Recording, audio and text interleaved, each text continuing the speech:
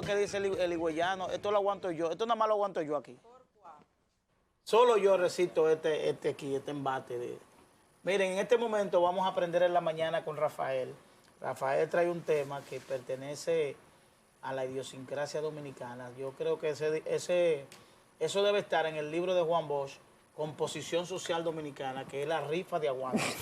Bienvenido, Rafael. Bueno, buenos días a ustedes, compañeros, compañeras, buenos días a la audiencia. Miren, históricamente, la gente que vive en contextos empobrecidos siempre ha buscado la manera de cómo salir adelante y de cómo poder sortear la dicha que tiene o la mala suerte que tiene de vivir en un contexto de pobreza. Y aquí yo quiero aclarar una cosa, porque yo he visto que en muchas ocasiones mucha gente critica el que hay gente que vive en barrios, que vive en lugares pobres, pero tienen un buen televisor, tienen una buena... Entonces hay que tomar en cuenta una cosa. Un electrodoméstico en la casa de una gente pobre no juega la misma función que juega en la casa de cualquiera de los que están aquí.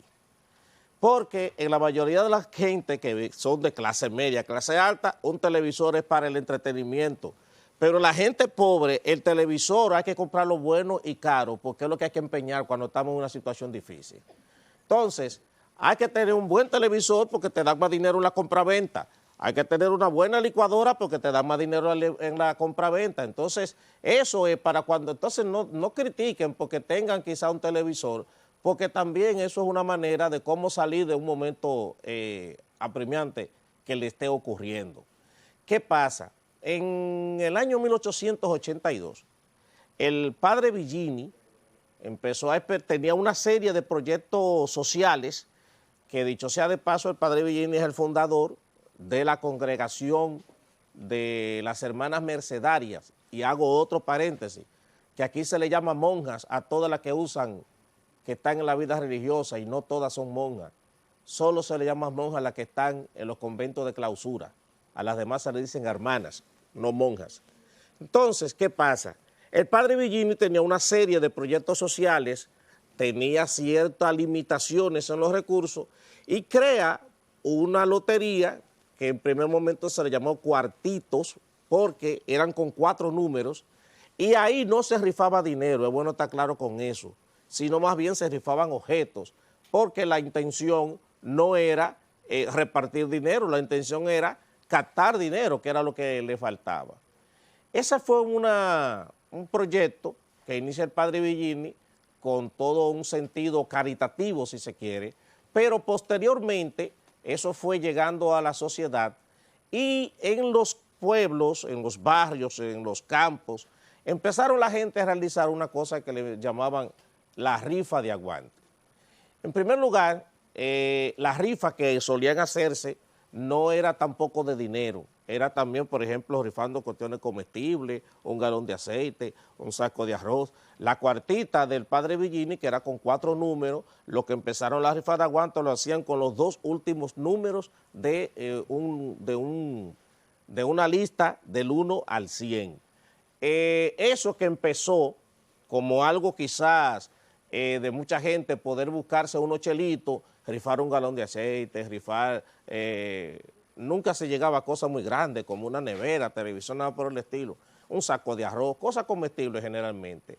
Eso posteriormente comenzó entonces a hacerse ganando dinero y se vendía un número por 25 centavos y la gente se ganaba aproximadamente 10 pesos, se ganaban. Entonces eso empezó a crearle un problema al Estado porque ya el Estado que había empezado un proyecto de lotería empezó a crearle problemas porque le hacía, eso le restaba dinero y ya el Estado había empezado el proyecto de la lotería por la vía de los billetes.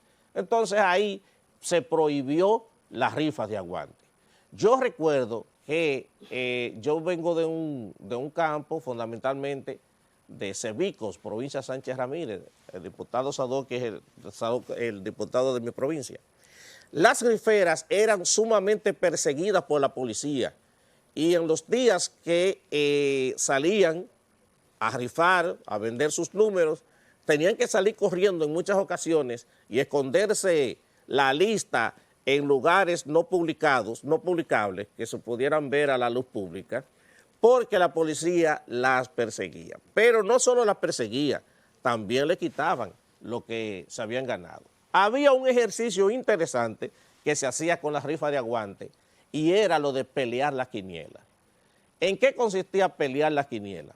Bueno, ellos se juntaban, por lo general en unos cafetales, yo lo recuerdo en unos cafetales, y ahí, por ejemplo, alguien le había comprado 30 números de 30 quinielas, por ejemplo, del 25, pero yo de ese 25 no tenía las 30 quinielas, yo solamente tenía 20 o tenía 15. Entonces, lo que yo hacía era que acordaba con el otro que ¿cuántas te tienes del 25? Yo tengo 10, ok, yo tengo 10 del 31, yo te voy a dar 10 del 31 que a ti te falta y tú me das la 10 del 25 que tú tienes. Eso era un ejercicio interesantísimo, a eso le llamaban pelear la quiniela, era una discusión, e incluso llegaban a veces hasta la discusión con eso. La cuestión es que entonces la rifa de aguante posteriormente fue desapareciendo en la medida de que el Estado empezó a permitir que se dieran otro tipo de mecanismos de rifa,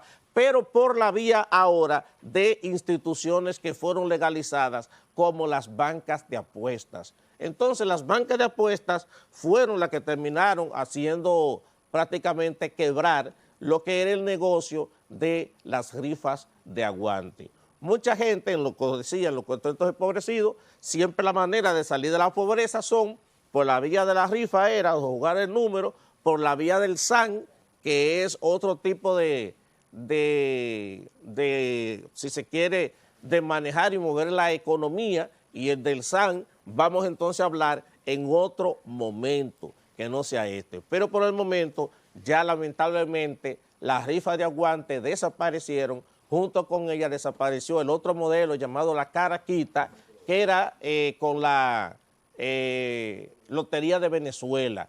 Y lo de las rifas de quinielas, nosotros lo asumimos o lo tomamos de un modelo que había en Panamá, que también solían hacer eso que llamaban las rifas de quinielas. Aquí entonces luego se hizo lo del tema de los billetes, pero ya ese será otro tema de otro día. Bueno, muchísimas gracias, Rafael. Rafael Álvarez, Aprendiendo en la Mañana con Rafael, con esos interesantes temas, temas jocosos, pero que forman parte de la idiosincrasia y de la historia dominicana.